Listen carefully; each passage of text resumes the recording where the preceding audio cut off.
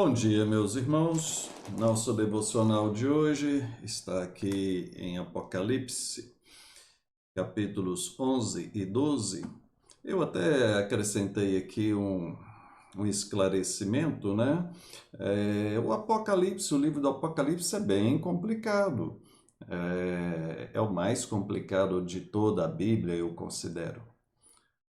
E esses devocionais nossos não são estudos bíblicos, então não tem como aqui nesse espaço eu explicar de maneira profunda, exaustiva, todo o conteúdo do livro do Apocalipse.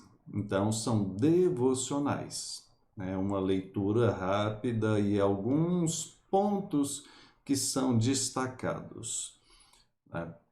Para aprender bem, entender bem, nós precisaríamos dedicar bastante tempo a isso, tá bom?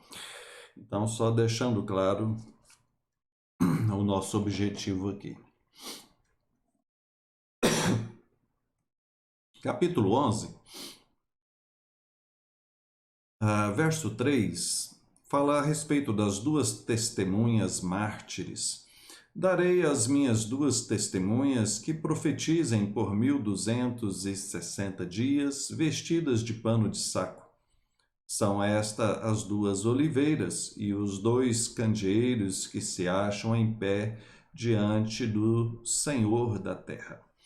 Ele, como em todo o livro do Apocalipse, utiliza várias figuras ilustrativas. Aqui aparece essas duas testemunhas, duas oliveiras, dois candeeiros que são a mesma coisa, né?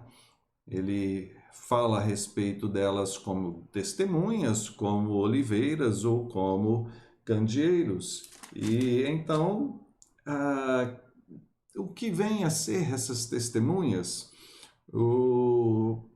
Aparentemente, tudo indica que são alguns representantes proeminentes de Deus, como nos diz aqui no comentário da Bíblia de Estudo de Genebra.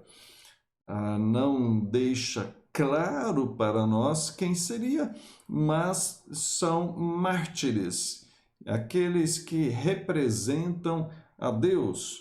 Alguns já sugeriram como sendo o Moisés e Elias, outros já sugeriram algumas outras ideias, talvez as duas igrejas do Apocalipse, quando é mencionado ali, as duas que permaneceram fiéis, mas nós não podemos fechar essa questão. Verso de número 15. O sétimo anjo tocou a trombeta e houve no céu grande voz. É a última das trombetas, né, que agora foi tocada. Ao ser tocada, veio a voz dizendo: o reino do mundo se tornou de nosso Senhor e do seu Cristo, e ele reinará pelos séculos dos séculos. E os 24 anciãos que se encontram sentados no seu trono, diante de Deus, prostraram-se sobre o seu rosto, adoraram a Deus, dizendo: graças te damos, Senhor Deus Todo-Poderoso. Então, é o anúncio da vitória final do Senhor. Entramos no capítulo de número 12, fala a respeito da mulher e do dragão. Viu-se um grande sinal no céu, a saber, uma mulher vestida do sol, com a luz debaixo dos pés e uma coroa de 12 estrelas na cabeça. A princípio, essa grande mulher aqui, que está sendo mencionada, é uma figura a respeito da cidade futura, do futuro de Deus, a nova Jerusalém celestial, né? Mas ela, na sequência, vai tomando outras formas. né? Veja, verso 2, que se achando grávida, grita com dores de parto, sofrendo tormentos para dar à luz. Viu-se também outro sinal no céu, e eis um dragão grande vermelho. Dragão grande, vermelho. É a figura do diabo aqui, esse dragão, tá?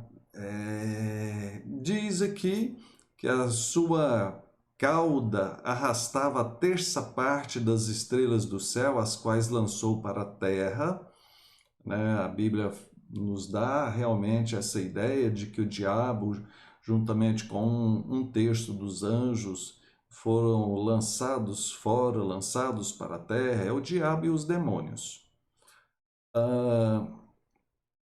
Diz aqui que ele estava de frente da mulher que estava para dar à luz, a fim de lhe devorar o filho quando nascesse. Nasceu-lhe, pois, um filho varão, que há de reger todas as nações com cetro de ferro.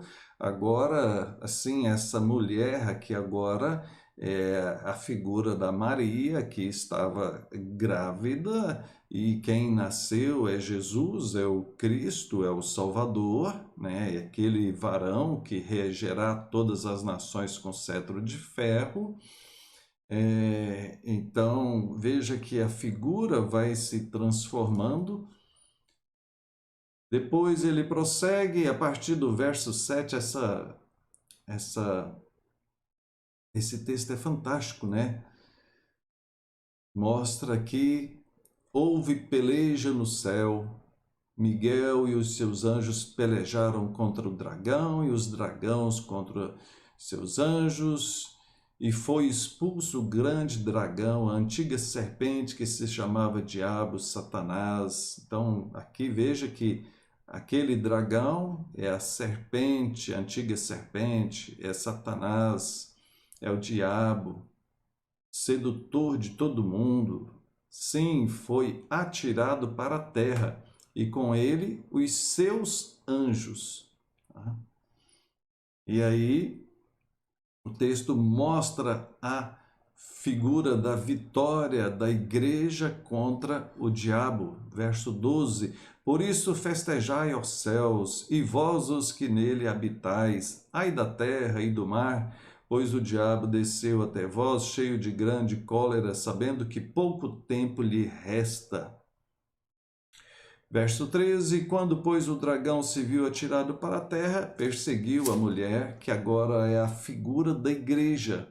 Ele persegue a igreja. Então, nós temos aqui a narrativa, né? Se olharmos e montarmos essa história como um todo, desde a eternidade, quando foi lançado fora, quando veio para a terra, perseguindo a igreja e depois sendo derrotado finalmente, é a história da redenção.